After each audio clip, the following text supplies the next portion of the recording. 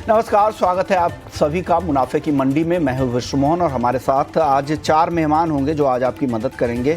मनोज जैन है पृथ्वी फिनमार्ट से, कुणाल शाह हैं निर्मल बंग से और प्रथमेश माल्या हैं एंजल वन से, और साथ ही हमारे साथ दीपक पारिक भी होंगे, हनीवी के फाउंडर हैं। उनसे हम टैरिफ जो यूएस की तरफ से लगाए गए हैं उसका क्या असर होगा एग्री इंडस्ट्री पर। हालांकि अभी अभी एक ट्वीट ये भी फ्लोट हो रहा है जिसमें कहा गया है कि वो टैरिफ पर विचार कर रहे हैं, बातचीत चल रही है, तो हो सकता है कि रोल बैक भी हो जाए और जब तक नेगोशिएशन का दौर चल रहा है तब तक ये टैरिफ लागू ना हो जो कल से लागू होना है। लेकिन सबसे पहले बात सोने चांदी की कर लेते हैं, क्योंकि एक तो टैरिफ वाली खबर है ही और दूसरी कल जो फेड के बैठक का फैसला आया था उस बैठक के अगर फैसले को अगर आप देखिए तो फेड ने ब्याज दरों में कोई बदलाव नहीं किया। बाजार यही अनुमान लगाकर भी चल रहा था और ब्याज दरें 4.25 से 4.5% की रेंज में बरकरार है। एफओएमसी की बैठक में ये इस साल 2 बार 0.25% की कटौती के दिए हैं संकेत, लेकिन इकोनॉमी महंगाई पर टैरिफ का असर फेड चेयरमैन का कहना है कि ये दिखना बाकी है। एक बार ये पता लग जाए उसके बाद ही ब्याज दरों में कटौती की जाएगी। तो अभी वो जल्दबाजी के मूड में नहीं है, एक हॉकिश कमेंट कह सकते हैं, और यही वजह है कि कल हमने देखा था सोने और चांदी दोनों कमजोर थे। मनोज जी, क्या लग रहा है फेड के फैसले के बाद सोने चांदी की चाल कब क्या दिख रही है आपको? और चांदी खास करके आज 1500 के आसपास कमजोर है, क्या खरीदना चाहिए इस गिरावट पर? नमस्कार विष्मोहन जी, मेरा मानना है कि थोड़ा वेट एंड वॉच ही रखना चाहिए। थोड़ा जो सेंटीमेंट है वो नेगेटिव हुआ है, क्योंकि यहाँ पे फेड चेयरमैन से इस मीटिंग में उम्मीद की जा रही थी कि वो आगे कहीं ना कहीं कुछ ब्याज दरों में कटौती को लेकर के डायरेक्शन देते हुए नजर आएंगे। लेकिन अभी भी जो कमेंट्स हैं उनके वो रिलेटिवली हॉकिश ही हैं। मतलब एक चीज ये साफ होती हुई नजर आई है कि शायद जो सितंबर पॉलिसी मीटिंग है वहां पे भी फेड की तरफ से कोई ब्याज दरों में कटौती शायद देखने को ना मिले, तो रिलेटिवली थोड़ा हॉकिश है। साथ ही हमने देखा कि जो यूएस के सेकेंड क्वार्टर के जो जीडीपी नंबर्स हैं वो उम्मीद से काफी बेहतर रहे हैं, तो उसको देखते हुए भी अभी लगता नहीं है कि ब्याज दरों में जल्द कोई कटौती होगी। डॉलर इंडेक्स फिर से एक बार 2 महीने की ऊंचाई पे है, तो सारे जो फंडामेंटल्स है थोड़े नेगेटिव यहाँ पे सोने और चांदी के लिए होते हुए नजर आ रहे हैं। तो हमारा मानना है कि चांदी में यहाँ पे हो सकता है कि गिरावट के बाद एक पुल बैक देखने को मिले 1,12,500 1,13,000 तक। लेकिन अभी यहाँ पे सेंटीमेंट थोड़ा सा वीक रहेगा शॉर्ट टर्म में, और कीमतें अगर 1,13,000 के आसपास आएगी तो वहां फिर एक बार बिकवाली देखने को मिलेगी। कीमतें अब शॉर्ट टर्म में जब तक 1,14,400 के स्तर को क्रॉस नहीं करती है, हमारा मानना है कि सेंटीमेंट थोड़ा नेगेटिव रहेगा और 1,10,000 तक के स्तर यहाँ देखने को मिल सकते हैं। वहीं गोल्ड की अगर हम बात करें तो वहां भी सेंटीमेंट थोड़े हर्ट होते हुए नजर आए हैं और प्रेशर वहां भी बना रह सकता है। जो कॉमेक्स का दिसंबर वायदा है वो $3,280 तक एक बार टेस्ट कर सकता है। उस लिहाज से भारतीय बाजारों में भी जो अक्टूबर कॉन्ट्रैक्ट है वो 98,000 तक के स्तर जो है टेस्ट कर सकता है। तो सोने में हमारी बिकवाली की सलाह रहेगी अक्टूबर कॉन्ट्रैक्ट में 98,900 के स्तर पर। स्टॉप लॉस वहां पे 99,240 का रखना है और नीचे में 98,200 तक के लक्ष्य वहां रखे जा सकते हैं। गोल्ड और सिल्वर दोनों में आपको लग रहा है कि यहाँ पर बेचकर ही जाना चाहिए? 1,10,000 तक चांदी आने की संभावना आपको दिख रही है और गोल्ड भी जो अगला कॉन्ट्रैक्ट है अक्टूबर का वो 98,200 तक आ सकता है। यहाँ पर भी थोड़ी और नरमी दिख रही है आपको। हालांकि रुपए में जिस तरह की गिरावट दिख रही है उसका सपोर्ट मिल रहा है, लेकिन अभी खबर ये भी आ रही है कि टैरिफ पर ट्रंप ने यू टर्न ले लिया है और 25% टैरिफ का फैसला अभी फाइनल नहीं है, ये कहा गया है। और भारत के साथ अभी भी बातचीत का दरवाजा खुला हुआ है, ये ट्रंप की तरफ से बयान वहां पर दिए गए हैं। चलिए, लेकिन अमेरिकी टैरिफ का क्या असर ज्वेलरी इंडस्ट्री पे हो सकता है? जीजेईपीसी का इस पे बयान आया है। उनके चेयरमैन आज हमारे साथ नहीं है, शाम के शो में जरूर शामिल होंगे। उन्होंने कहा है कि 25% का टैरिफ बेहद चिंताजनक कदम है, इससे भारत और अमेरिका के कारोबारी संबंधों पर लॉन्ग टर्म असर पड़ सकता है और भारत की इकॉनमी पर काफ़ी व्यापक रूप से ये असर डाल सकता है। सप्लाई चेन प्रभावित हो सकती है, एक्सपोर्ट में धीमापन हो सकता है, लाखों लोगों की ज्वेलरी इंडस्ट्री में नौकरियों पर खतरा मंडरा सकता है, क्योंकि एक बड़ा मार्केट है अमेरिका। इस इंडस्ट्री का सबसे बड़ा बाजार अमेरिका है। करीब $10 अरब का सालाना कारोबार अमेरिका में होता है। अमेरिका में सालाना जेम ज्वेलरी इंडस्ट्री का सालाना एक्सपोर्ट 10 अरब डॉलर से ज़्यादा का है और 25% टैरिफ लगने से लागत बढ़ेगी। इससे क्या होगा कि डिलीवरी में देरी होगी। जो अमेरिकी कंज्यूमर है वो यहाँ पर प्राइसिंग की वजह से कहीं और शिफ्ट हो सकते हैं। छोटे कारीगरों से लेकर बड़े मैन्युफैक्चरर्स तक हर कोई इस फैसले से प्रभावित होगा, ऐसा जीजेईपीसी की तरफ से बयान आया है gem jewellery export promotion council को लेकर।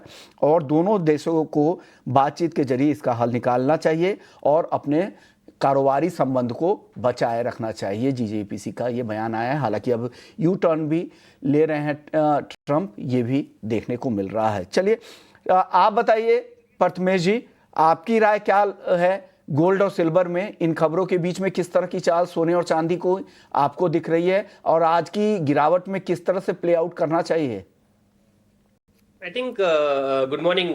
मेरे ख्याल से आज के सेशन में पॉसिबिलिटी जो है वो सारे फैक्टर्स को गोल मिलाकर गोल्ड और सिल्वर में नीचे का ही रुख दिखता है। मेरे ख्याल से सिल्वर में नीचे 1,10,000 पॉसिबल है, ऊपर वाला जो जोन है 1,14,000 है, फिलहाल बीच बीच में है। तो मैं अगर जो ट्रेडर्स है उनको सलाह ये रहेगी 1,12,100 के करीब बेचे इसको, 1,12,500 का स्टॉप लगाए और नीचे में 1,11,100 के लिए टारगेट रखे सिल्वर की बात करें। गोल्ड में मेरे ख्याल से मैं अगस्त कॉन्ट्रैक्ट की बात कर रहा हूँ, हालांकि एक्सपायरी की करीब है ये, और पॉसिबिलिटी ये है कि यहाँ से करीब 300 से 400 रुपए नीचे की गिरावट हो जाए। तो अगस्त कॉन्ट्रैक्ट 98,100 के करीब बेचिए, 98,250 के करीब स्टॉप लॉस लगाए और नीचे में 97,800 के टारगेट रखे। दोनों ही काउंटर में बिकवाली की सलाह है। ये रहा है।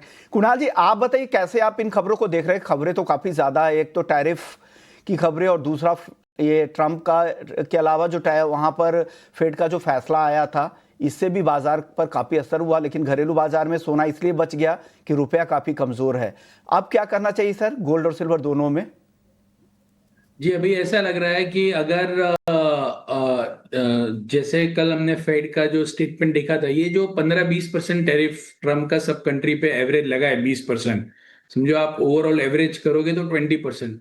तो एकदम सिंपल मैथ्स है, उनका जो इन्फ्लेशन है वो यहाँ से 20% बढ़ने वाला है फॉर वंस।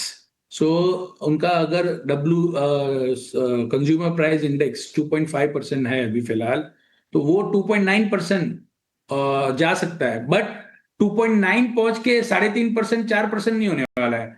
सो फेड के जो चेयरमैन है पावेल साहब, उन्होंने एक बहुत अच्छी क्लैरिटी मार्केट को दी है कि once there is a possibility of one time spike in inflation and that is slightly negative for gold. हमेशा फ्यूचर मार्केट 2 कदम आगे चलती है, गोल्ड ये बयान के पहले ही नीचे आ गया था।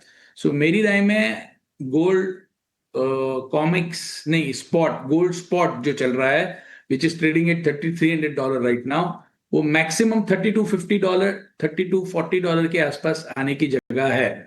सो उछाले पे बेचने की राय रहेगी मेरी, और don't sell it market. October contract 99,200 300 के आसपास आप बेच के काम कीजिए, आपको धीरे धीरे ये 97,500 तक ड्रिफ्ट होता हुआ नजर आएगा। सिल्वर में मैं भूल से भी शॉर्ट नहीं करूंगा। सिल्वर में मेटल्स में जो मंदी हुई है कल, कॉपर में ट्रम्प साहब ने ओवरनाइट डिस्कस कर दिया कि रिफाइंड कॉपर पे जो 20% ड्यूटी 50% ड्यूटी जो उन्होंने डाली है वो नहीं लगाएंगे, जो उन्होंने प्रपोज किया था 1 तारीख से लगेगा। तो कल कॉपर 20% सीधा यूएस में नीचे आ गया।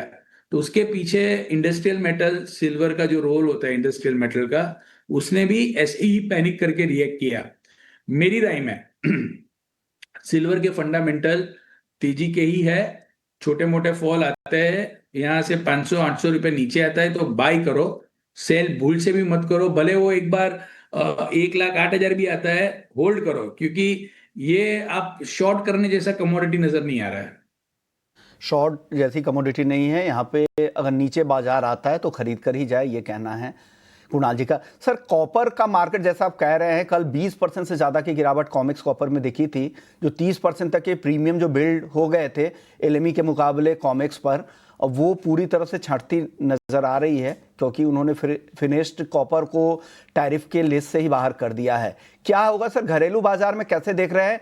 क्या यहाँ पर भी कुछ और गिरावट दिख सकती है? 2% तक की तो गिरावट आई है, क्या और गिरावट दिखेगी क्या यहाँ पर कॉपर में कुणाल जी? बहुत अच्छा क्वेश्चन है। सो नाउ अभी होगा क्या इससे, ये समझना इंपॉर्टेंट है in order to predict the price. सबसे पहले आज मॉर्निंग को जो 30 रुपीज डाउन था वो गलत ही था, उतना पैनिक करने का कोई जरूरत ही नहीं है। इधर इंडिया में कोई मैच करता नहीं है कितना नीचे आना चाहिए, कॉमेक्स डाउन है करके इधर नीचे खुला था, तो अभी नॉर्मलाइज लेवल पे आ गया है नाउ। अभी इसमें होने ये वाला है कि यूएस में पिछले 1.5 महीने से स्टॉकिस्ट कॉपर स्टॉक कर रहे हैं, क्योंकि उनको डर है 50% टैरिफ लग जाएगा। और ट्रम्प साहब ने ही बोला था 1 तारीख को हम प्रपोज कर रहे हैं कि 1 तारीख से 50% टैरिफ लग जाएगा। कल रात को उन्होंने पूरा यू टर्न ले लिया और बोला कि रिफाइंड कॉपर पे हम टैरिफ नहीं लगाएंगे। तो जो एक्सचेंज पे एमसीएक्स पे जो ट्रेड हो रहा है that is refined copper, that is not a concentrate.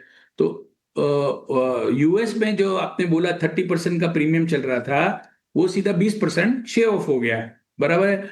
अभी जो लोग कॉपर स्टॉक करके बैठे हैं यूएस में, उनको तो कहीं ना कहीं माल फेंकना पड़ेगा, डंप करना पड़ेगा, क्योंकि वो लोग ने महंगे रेट पे लिया है। तो मुझे लग रहा है थोड़ा शॉर्ट टर्म में प्रेशर दबाव बना रहेगा, बहुत ज्यादा $9,500 एलएमई आ सकता है एक बार, 1% यहां से और नीचे आ सकता है कॉपर। बाकी कॉपर में उसके फंडामेंटल से कोई बेरिश ट्रेंड नहीं है। सो जब ये ट्रम्प साहब ने अनाउंसमेंट किया था, तब चाइना में कॉपर के ट्रीटमेंट और रिफाइनिंग चार्जेस बढ़ गए थे। जैसे ये अनाउंसमेंट आया, ऐसे इमीडिएटली कल रात को जैसे अनाउंसमेंट आया, आज मॉर्निंग को फिर से टीसीआरसी चार्जेस चाइना में जोर से नीचे आ गए। सो चाइना में स्मेल्टर्स धीरे धीरे कॉपर का प्रोडक्शन कम करेंगे, ये हमारा व्यू है। और इसके चलते हुए आपको कॉपर में धीरे धीरे धीरे धीरे तेजी देखने मिलेगी। सो 1% का डाउनसाइड और है, बट कोई डरने जैसी बात नहीं है। फंडामेंटल लॉन्ग टर्म देखिए, ट्रम्प साहब कोई कमोडिटी का फंडामेंटल चेंज नहीं कर सकते हैं, वो वॉलेटिलिटी ला सकते हैं। अगर कॉपर का फंडामेंटल तेजी का है तो वो ट्रम्प के बोलने ना बोलने, टैरिफ नो टैरिफ से थोड़ी, सप्लाई नहीं है तो फिर थोड़ी मंदी होगा। तो ये जो मंदी आया है ये अपॉर्चुनिटी है, और 1-1.5% गिरता है तो डरिए मत, अक्यूमुलेट कीजिए। 865 860 के आसपास अक्यूमुलेट कीजिए। मैं बहुत ज्यादा बुलिश हूं लॉन्ग रन के हिसाब से कॉपर में। लग रहा है कि चाइना में भी यहाँ पे प्रोडक्शन कम होगा और लॉन्ग रन के हिसाब से आप काफ़ी बुलिश हैं। यहाँ से 1-8% की और गिरावट आए, 860 865। सुबह में भी हमारे एक्सपर्ट्स यही कह के गए थे कि 860 के आसपास से कॉपर खरीदना चाहिए। और जैसा हम कह रहे थे कि 1 अगस्त से सेमी फिनिश्ड कॉपर प्रोडक्ट पर टैरिफ लागू होंगे यूएस में, और कैथोड और कंसंट्रेट्स पर ही टैक्स नहीं लगेगा। और ट्रेडर्स में हमने देखा था कि जुलाई अंत से पहले भारी कॉपर का शिपमेंट यूएस में भेज दिया था, और जो एक प्रीमियम बिल्ट हुआ था वो यहाँ पर ख़त्म हुआ है, क्योंकि ट्रंप ने रिफाइंड कॉपर को टैरिफ लिस्ट से बाहर कर दिया है। आप बताइए मनोज जी, इन खबरों के बीच में मेटल्स में कैसे आप ट्रेड करवाएंगे? बिल्कुल, यहाँ जैसा कुणाल ने बताया कि शॉर्ट टर्म में थोड़ा प्रेशर रह सकता है, लंबी अवधि के जो ट्रेंड है वो पॉजिटिव है, लेकिन जिस तरह से यहाँ पे जो रोल बैक करने का जो न्यूज आया है यूएस से कॉपर के ऊपर टैरिफ को, तो उसका एक सेंटिमेंटल इम्पैक्ट यहाँ पे अगले 2 से 3 दिन बना रह सकता है। उसी के चलते हम देख रहे हैं कि जो एलएमई में 9740 का एक सपोर्ट था वो वहां ब्रेक होता हुआ नजर आया है। तो हमारा मानना है कि $9,440 तक एक बार एलएमई कॉपर आ सकता है। उस लिहाज से अगर एमसीएक्स अगस्त कॉन्ट्रैक्ट में कोई उछाला आता है 888 तक, तो वहां पे बिकवाली कर सकते हैं 1 से 2 दिन के लिए 874 के टारगेट के लिए। स्टॉप लॉस वहां पे 896 तक के रहेंगे। जैसा कुणाल जी कह रहे थे वही लग रहा है कि थोड़ी गिरावट आएगी, इंतजार कर ले 1-8% और गिरने का, फिर आप यहां पर खरीदारी का मन बनाएं। आप बताइए प्रथमेश जी, आपकी टॉप पिक क्या है बेस मेटल्स में? कॉपर बिकवाली की सलाह रहेगी, यहाँ से 888 के करीब बेचे, 891 का स्टॉप, टारगेट 878 874 की पॉसिबिलिटी भी दिखाई दे रही है। लिए बेचने की सलाह है, ये इंट्राडे के लिए कॉल है, ये ध्यान रखिएगा। लेकिन जो पोजिशनल आगे के लिए राय है, यहाँ पर डिप में खरीदारी की है। चलिए वक्त है ब्रेक का। ब्रेक के बाद क्रूड की बात करेंगे, क्योंकि क्रूड भी 6 हफ्ते के ऊपरी स्तरों से फिसला है। क्या कुछ हो सकता है, कई सारी खबरें हैं। वीकेंड पे ओपेक प्लस की बैठक भी है, उसका क्या कुछ असर होगा ये भी चर्चा करेंगे। और अमेरिकी टैरिफ का एग्री इंडस्ट्री पे क्या असर होने वाला है, खास करके श्रिम्प पर, बासमती नॉन बासमती राइस पर और मसालों पर, ये चर्चा करेंगे। ब्रेक के बाद जल्द लौटते हैं।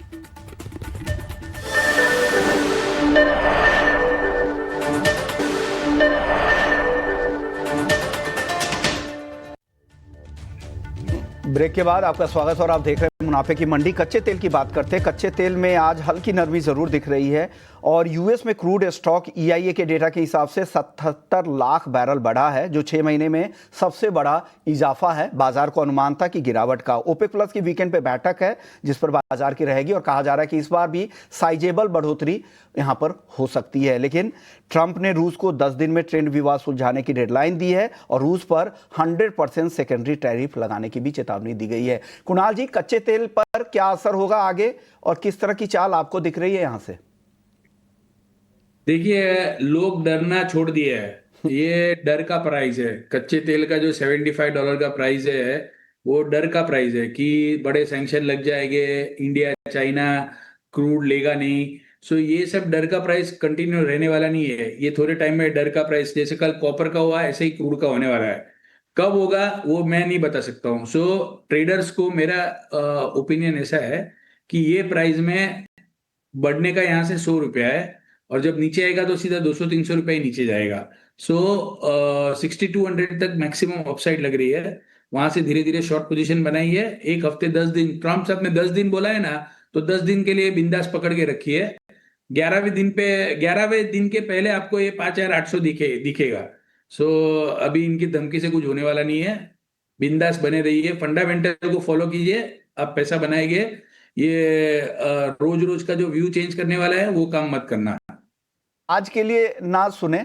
ये 10 दिन के से अगर ऊपर का अगर का व्यू है तो यहाँ पे कुणाल जी को लग रहा है कि 5800 रुपए तक MCX क्रूड वापस से आ सकता है। प्रथमेश जी, आज के लिए अगर किसी को ट्रेड करना है तो क्या ट्रेडिंग कॉल है आपकी तरफ से?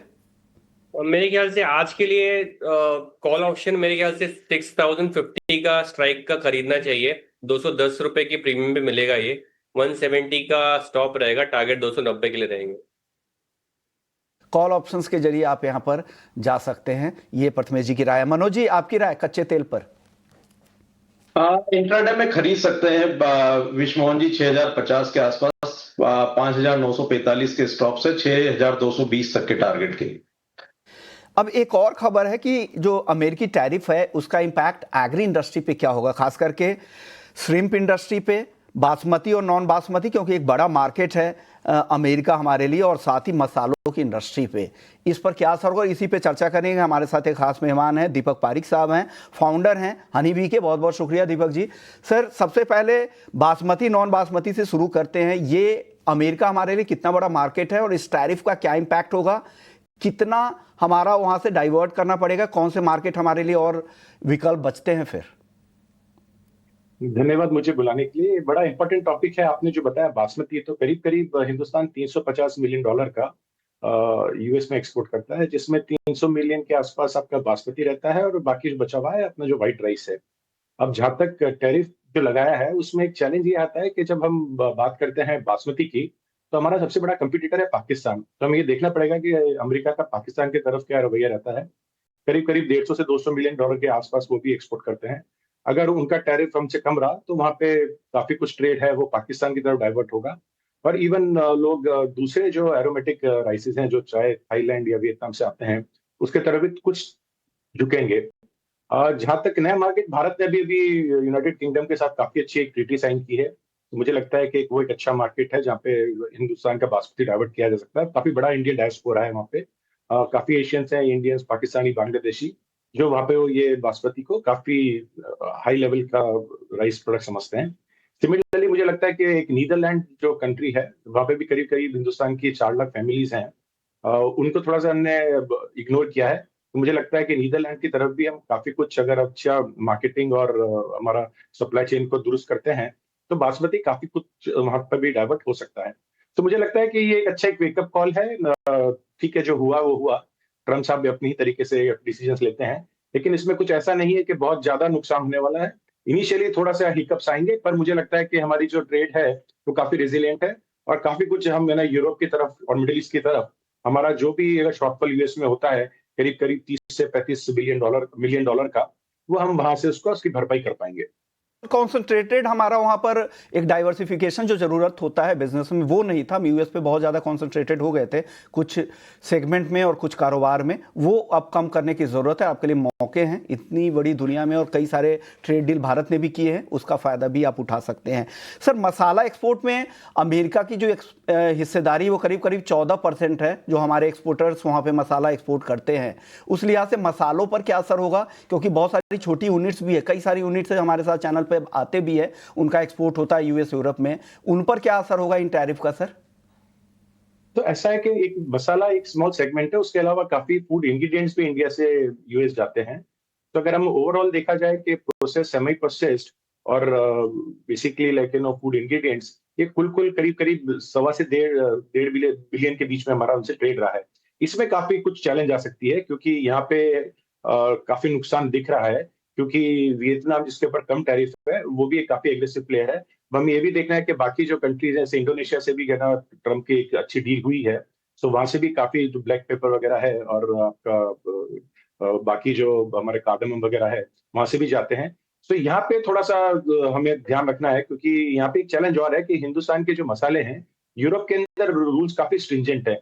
तो कई बार because of minimum residue level का जो इश्यूज हैं, उसके कारण हम यूरोप को सफिशिएंटली टारगेट नहीं कर पाते हैं।